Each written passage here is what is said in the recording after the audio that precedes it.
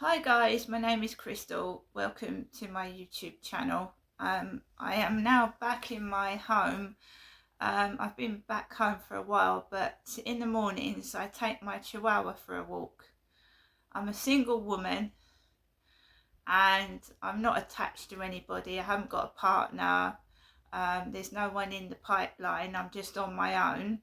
So in the mornings I get myself up, upload my first YouTube of the morning, and then I take my dog out for a walk on my own. I'm single, I've got no attachments, I can go out when I want, I don't run to a schedule. So the newspaper guy that delivers the Daily Mail rang my buzzer at 8 a.m. in the morning, 8 a.m. Now that goes to show you that when he's ringing my buzzer at 5 o'clock in the morning, he's quite capable of ringing my buzzer at 8 o'clock in the morning and not 4:45 or 5:30. So even the newspaper delivery guy is part of this stalking and harassment, because if he can wake me up on a Sunday at 8 a.m, but then another time it's 5 o'clock in the morning, and that's when he used to get up upstairs for work, that shows you that this is staged and orchestrated. Okay, this harassment of sleep deprivation, noise nuisance, and just generally downright rude, disgusting behaviour is orchestrated, right? So the newspaper guy, who's got long grey hair, wears a blue puffer type waistcoat and drives a silver car, dropped the newspaper off into my mailbox at 8 o'clock this morning. Now, he sometimes has a struggle to push the communal door open, because when I was on my, when I answered the intercom and it's got a screen up in colour, who's at your door, I could see him struggling with the door. Now, I'm a woman on my own. I had weird text messages last night off of Flirt Finder. I'm not going to go downstairs and let a man in that I don't know personally. So I let him buzz again, and then he managed to get inside the building and put the paper in my metal mailbox, because I don't have a mailbox in my door. It's a metal mailbox with a key. And he stuffed it in the mailbox. The first gentleman that I had delivering the newspaper, I went down and I used to get it, but this guy is a regular now, this old man with a hair in a ponytail, long grey hair. So I didn't go straight down and get the newspaper. I'm not fussed. What I read in the newspapers sometimes distresses me, sometimes it makes me angry, and sometimes it's downright taking the piss. Especially when I see an article where someone's stolen my story and put it in the newspaper and someone else is spitting it out. So the newspaper today, right, you've got to remember that a lot of my harassment is coming from TikTok. So somebody in my TikTok live stream said I had a resemblance to Sarah Ferguson. On the front page of the Daily Mail, Sarah Ferguson and Jeffrey Epstein. Daily Mail, Sunday, September the 21st. So it says, she publicly apologised for taking abuser's cash and vowed to cut ties with him, then weeks later told him, I only did it to save book deals. Fergie's Epstein lies exposed in bombshell email. Now, they said that I don't think I do look like Sarah Ferguson. Maybe the same colour hair, but that's about it. This is a world exclusive by Daphne Barak and Mark Hookham. A bombshell email obtained by the Mail on Sunday has revealed how the Duchess of York cynically lied when she pledged to cut ties with paedophile Jeffrey Epstein. just weeks after publicly disowning the vile billionaire. Sarah Ferguson wrote him a gushing private message calling him a steadfast, generous and supreme friend, and admitting she only distanced herself from him to save her own reputation. Right, so Sarah Ferguson must be feeling a bit red in the face this morning with this all over the newspaper. March the 7th, 2011, Fergie's grovelling apology and promise to cut all ties with paedophile Epstein. And she says, I personally, on behalf of myself, deeply regret that Jeffrey Epstein became involved in any way with me. I abhor paedophilia and any sexual abuse of children, and know that this was a gigantic error of judgment on my behalf. I am just so contrite I cannot say. Whenever I can, I will repay the money, and I will have nothing ever to do with Jeffrey Epstein ever again. I cannot state more strongly that I know a terrible, terrible error of judgment was made, my having anything to do with Jeffrey Epstein. What he did was wrong, and for which he was rightly jailed. I will never have anything to do with him again. I deeply regret it. How many more times do you want me to underline that? My whole work is charity and children's books. And I just did not think this through. I did not see the ramifications. I was so intent on being clear of my debt. At April 26, 2011, in gushing email to Shame Tycoon, she confesses, I only said sorry to save my book deals. I know you feel hellaciously, oh that's a good word, isn't it, hellaciously, let down by me from what you were either told or read, and I must humbly apologise to you and your heart for that. You have always been a steadfast, generous and supreme friend to me and my family. As you know, I did not, absolutely not say the P word, paedophile, about you, but understand it was reported that I did. However, I am apologising to you today for not replying to your email or reaching out to you when the tabloids were so horrendous. I was advised in no uncertain terms to have nothing to do with you and to not speak or email you, and if I did, I would cause more problems to you, the Duke and myself. I was broken and lost. I shut down and ran away. I saw all my children's work disappearing. I didn't want to hurt Andrew one more time. And I was instructed to act with the utmost speed if I would have any chance of holding on to my career as a children's book author and a children's philanthropist. In the meantime, I write this from the truth of my heart. So Sarah Ferguson obviously was involved with Epstein, and obviously her husband, Prince Andrew. So she was involved with Epstein. Sarah Ferguson. So there you go, Sarah Ferguson on the front page of the Mail on Sunday, but not in a very good light. And yes, she is a children's book author that was involved with a paedophile. And that's somebody that was in the royal family. And obviously the Duke of York, Prince Andrew, is still within the royal family, still doing royal duties. So there you go. Excuse that hullabaloo outside. A child shouted F off while I'm doing my YouTube video outside the window.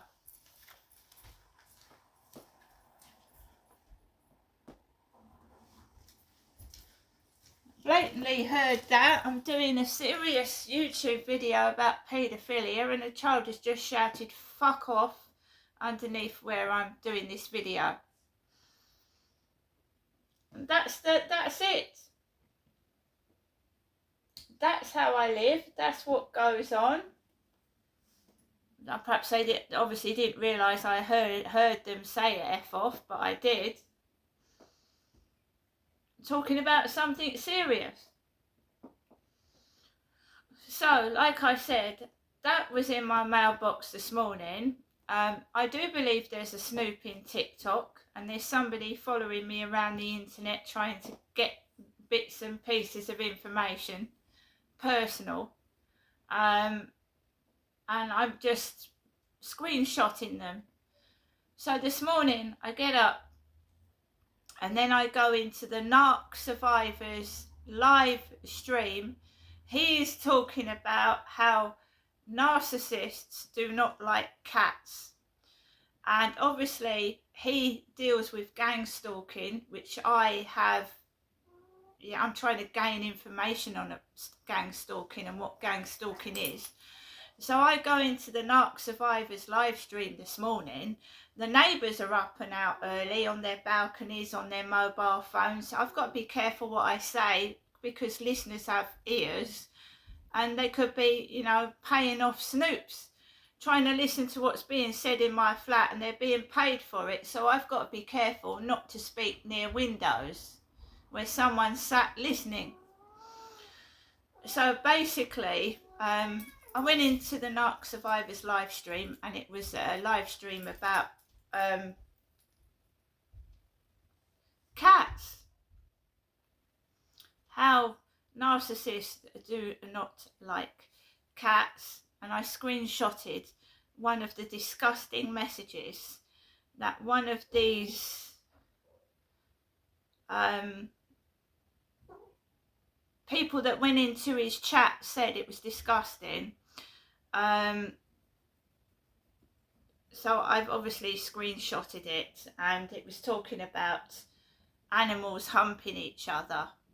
Nothing remotely to do with gang stalking or narcissistic abuse. And it was removed afterwards, but I actually screenshotted the disgusting message. I get this a lot whenever I go into any live stream. You get the pervert straight in the live stream behind me talking about sex and being disgusting. Obviously upsetting other people in the live stream and the live streamer themselves, because they've seen me go in there and they start spouting out filth. So I am, when I go into a live stream, I'm screenshotting. It happened in Mr. UK TikTok official's live stream, where they started making paedophile comments and filth. They've done it in the Narc Survivors live stream, talking about animals having sex with each other, which is nothing to do with gang stalking at all. Is it? And narcissism.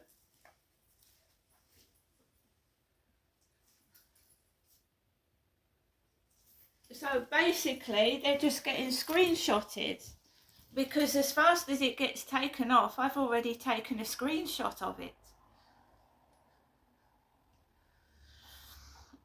So I went downstairs, I saw my newspaper in the letterbox. I just went out the front. I've got nothing to be ashamed of. I've got nothing to hide. I've got no dirty laundry.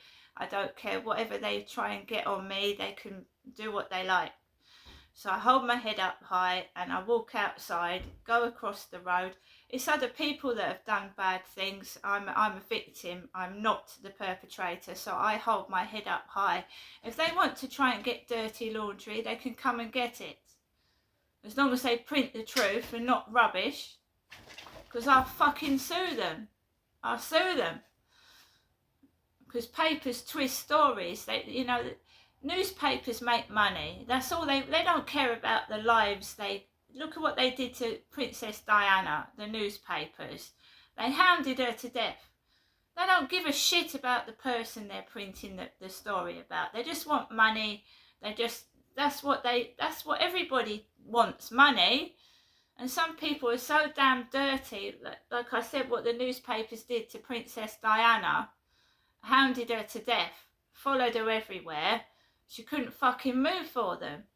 She made the money. So it seems now they've got this story with Sarah Ferguson. Sarah Ferguson's been through cancer. I'm sure she needs that on the front page of the Mail. I'm not sticking up for her, but how do we know what the newspapers is printing is true?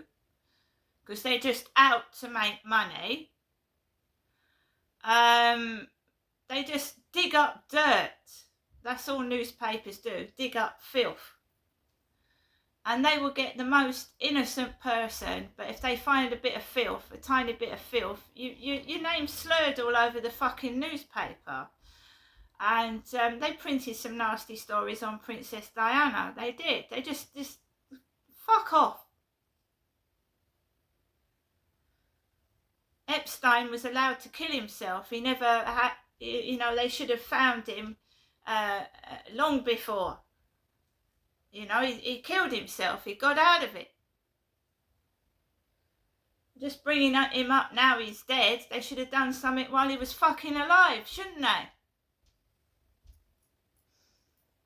Absolute monsters, the newspapers are. I wouldn't trust them as far as you throw them. No, I wouldn't. They're the worst. Newspaper journalists are the worst. They pretend to be journalists over the phone. Not journalists, they pretend to be people over the phone trying to gather information. I know, because I've experienced it myself. They're liars. They do anything to fabricate a story to make themselves money, especially up and coming journalists, yeah? They want a sensationalist story. They want something filthy, dirty, outrageous, so they can make money from it. So they keep ringing up on private numbers trying to get a story. And if they ever get hold of my story, I want the truth, not their fucking bullshit lies. And Sarah Ferguson doesn't look like that anymore. She's got more cracks in her face than a cracked teapot of China. And I'm only being honest, Sarah Ferguson does not look like she did when she was 20. She's got cracks in her face. Now print the truth and print real photographs. Otherwise, I'm just going to use your newspaper as toilet paper. Sarah Ferguson don't look like that anymore. She's all wrinkled.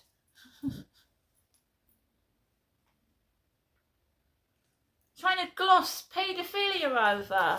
Oh, Sarah Ferguson does not look like that anymore. Don't gloss over paedophilia. It's disgusting. Shame on you. So I get picked on every time I go outside. And I don't really give a fuck anymore because I'm videotaping, and then when I get the videotape home, I do little snippets and screenshots of these people that are doing nasty things to me. So they might look like they're getting away with it, but when it all comes out and the shit hits the fan, I've got a fucking lineup of people, that's all these people that are doing these nasty things and getting away with it. Because someone's paying them to start something. They're paying them. So you got neighbours sat on balconies with their ear to my bedroom window, and I sometimes forget myself and have a full-blown conversation, and then I wonder why I'm being harassed upstairs. But there you go.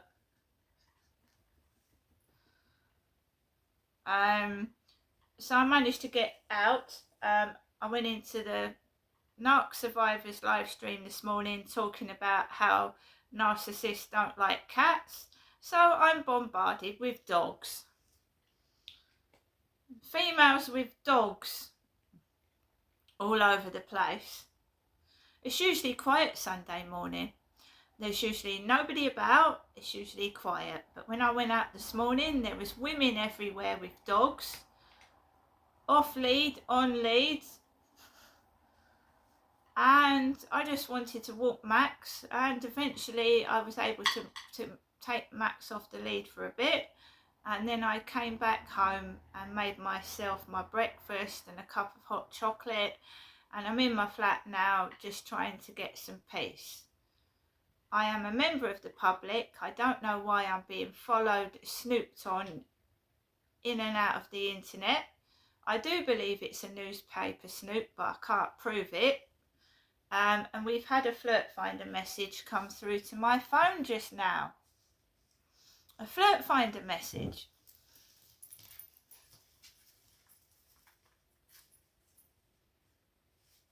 So it will be interesting to see what that's about. It really would. And I shall get the name of the place that this guy said he was from, because I've never heard of it in my life. And I'll keep you updated on what they're saying. But the whole name of the game is not to give too much information away and to just keep them dangling, because they'll fall into their own trap. I know they're not real. They just want to, they want to know where I am, what I'm doing, and if I'm replying to a message, they think that I'm desperate to answer their message. Well, I'm not. It's been screenshotted, logged and dated. We've also had a call from my mother, Jennifer, who keeps calling me Genestra.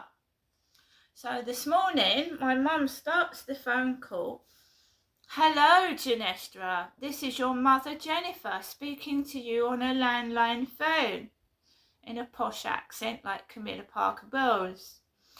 And then she says, Genestra, it was nice to speak to you yesterday. I'm in all day if you want to call me back, which I'm not going to do so. Because if I tell my mum information, she's going to relay it back to whoever it is. My mum can't help talking. And she went, take care, at the end of the phone conversation. Take care. Now, the Flirt Finder pervert and some of the texters, and especially when they're writing to me by email, say take care.